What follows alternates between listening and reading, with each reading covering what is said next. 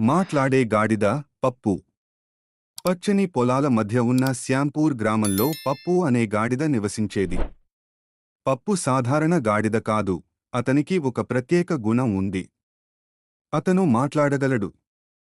జగదీష్ తన భార్య రాధ, వారి పిల్లలు రవి మరియు పూజ మరియు పప్పుతో కలిసి జీవిస్తున్నాడు. ఉల్లాసవంతమైన రైతు జగదీష్, పప్పు నిత్యం పనిచేసే గాడిదలా కాకుండా చిన్నారులను, గ్రామస్తులను అలరించాడు. రోజూ ఉదయాన్నే జగదీష్, రాధ పొలాల్లో బిజీగా ఉంటే పప్పు పెరట్లో తిరిగేవాడు. ఏ పప్పు, నువ్వు ఈరోజు క్రోధంగా కనిపిస్తున్నావు, రాధ జోక్ చేసేది. కోపమా? నేను క్రోధస్వభావిని కాను. నాకు మేకల వంటి సెలవు కావాలి, పప్పు అతిశయోక్తితో సమాధానం చెప్పేవాడు. అటుగా వెళ్లేటప్పుడు పప్పు అరుపులకు గ్రామస్తులు నవ్వుకునేవారు.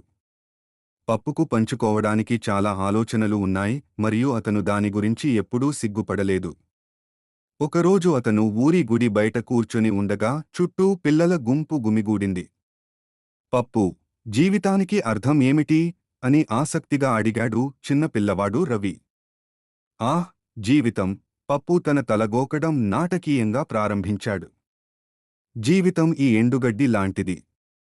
కొన్ని రోజులు తాజాగా ఉంటుంది, కొన్ని రోజులు పొడిగా ఉంటుంది. కాని మనమందరం దానిని నమలాలి, సరియైనదా? అతని తాత్విక పదాలకు పిల్లలు ముసిముసిగా వారు నవ్వారు. మామిడి చెట్టు సంక్షోభం. ఒక వేడి వేసవిలో గ్రామం సంక్షోభాన్ని ఎదుర్కొంది. గ్రామం మధ్యలో ఉన్న మామిడి చెట్టు చనిపోతోంది. ఈ చెట్టు అత్యంత రసవంతమైన మామిడి పండ్లను అందించింది మరియు పండుగ కోసం ప్రతి ఒక్కరూ దానిపై ఆధారపడి ఉన్నారు. గ్రామస్తులు ఆందోళన చెందారు, కానీ చెట్టు కోలుకోవడానికి ఏమీ సహాయం చేయలేదు. మామిడి చెట్టును కాపాడాలి, గ్రామ పెద్ద సుబ్బయ్య ప్రకటించారు. అప్పుడే పప్పు విషయాలను తన గుప్పిట్లోకి తీసుకోవాలని నిర్ణయించుకున్నాడు. అతను సుబ్బయ్య దగ్గరకు వెళ్ళి, నాకు వదిలేయండి, నేను చెట్టును రక్షిస్తాను, గాడిద సహాయం చేయలేదని గ్రామస్తులు నవ్వారు. మీరు చూస్తారు, నమ్మకంగా అన్నాడు పప్పు. గాడిద యొక్క మామిడి చెట్టు పరిష్కారం. అదే రోజు సాయంత్రం పప్పు పిల్లల్ని సముదాయించుకుని చెట్టు దగ్గరకు వెళ్ళాడు. అతను నిటారుగా నిలబడి, మామిడి చెట్టు, లేచి ఫలించమని నేను నిన్ను ఆజ్ఞాపిస్తున్నాను. నేను పప్పు రాజును, పప్పు చెట్టు కొమ్మను తన డెక్కతో తన్నడాన్ని పిల్లలు సంభ్రమాశ్చర్యాలతో చూశారు. అందరూ ఆశ్చర్యపోయేలా చెట్టు నుండి పెద్ద మామిడికాయల కుప్ప పడిపోయింది. గ్రామస్తులు ఆశ్చర్యంతో ఊపిరి పీల్చుకున్నారు. ఇది మాయాజాలం, వాళ్లలో ఒకడు అరిచాడు. ఇది మాయాజాలం కాదు. గాడిద జ్ఞానం, పప్పు గర్వంగా ప్రకటించాడు. నవ్వుల పండుగ.